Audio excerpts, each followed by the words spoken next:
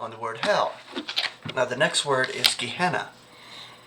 And the scriptures references associated with that word, Gehenna, and it means valley, ravine of Hinnom. If you look it up, anybody knows this. You can even Google it, and it's just crazy how they can teach that that's eternal torment or some kind of fictitious hell. It doesn't make sense to me. Who is even teaching it these days? I don't know. But it's just a valley, a beautiful valley. You can go and have a picnic, have a sandwich and a piece of chicken in Gehenna. Let's see what it's all about in the scriptures.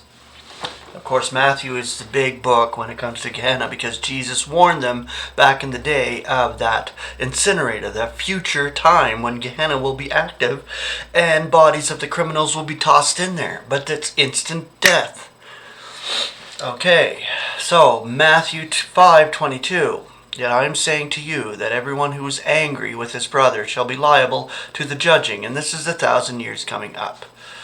Yet whoever may be saying to his brother, Raka, shall be liable to the Sanhedrin.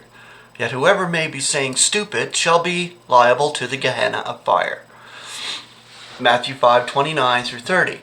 Now if your right eye is snaring you, wrench it out and cast it from you. For it is expedient for you that one of your members should perish, and not your whole body be cast into Gehenna. And if your right hand is snaring you, strike it off and cast it from you. For it is expedient for you that one of your members should perish, and not your whole body pass away into Gehenna. Now I'm wondering, that passage there is interesting because if it's a future millennial kingdom, if this is happening, and it's instant incineration.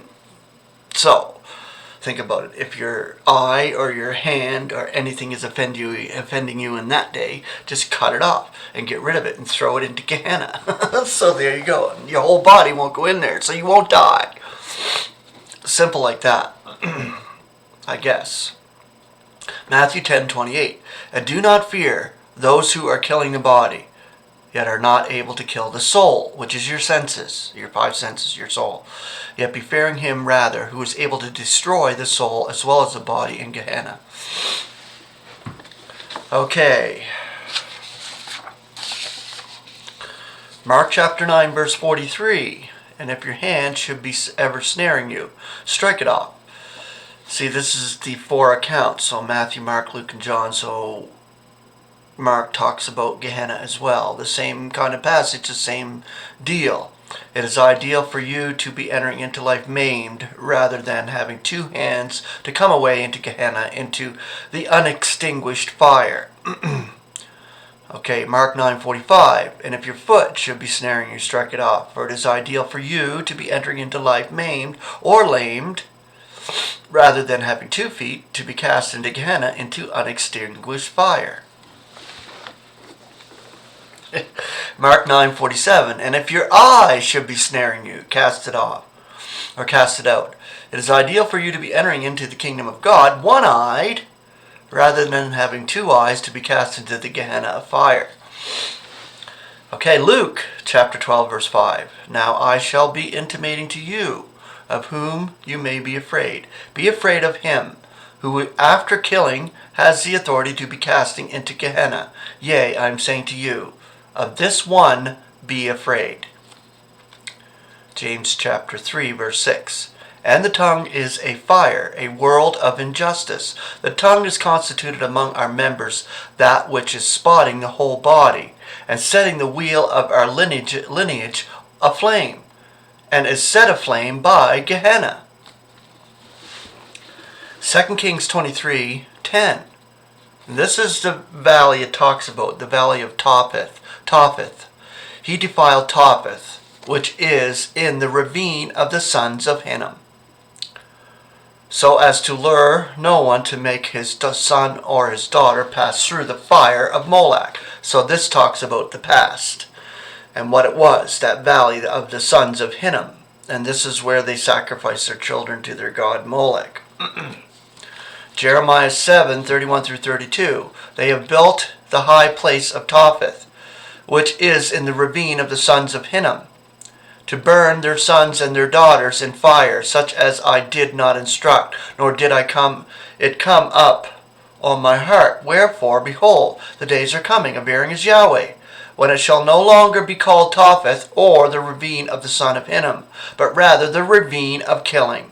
For they will entomb in Topheth, because there is no other place. Okay, the next scripture is Jeremiah 19:11 through 14. And say to them, Thus says Yahweh of hosts, In this way I shall break this people and this city, just as one breaks a potter's vessel, which cannot be mended again, and they shall entomb in Topheth, until there is no place to entomb. So shall I do to this place, appearing as Yahweh, and to its dwellers, so as to make this city like Topheth. The houses of Jerusalem and the houses of the kings of Judah will become unclean like the place of Topheth, even all the houses upon whose housetops they have fumed incense to all the hosts of the heavens, and libations to other Elohim, or other gods, small g. Then Jeremiah came back from Topheth, where Yahweh had sent him to prophesy. And he stood in the court of the house of Yahweh and said to all the people. Okay, now the next one is mentioned once, and that is Tartarus. Tartarus is the gloomy caverns of Tartarus, which is where the sinning messengers are kept in chains, kept locked up till the day of judging.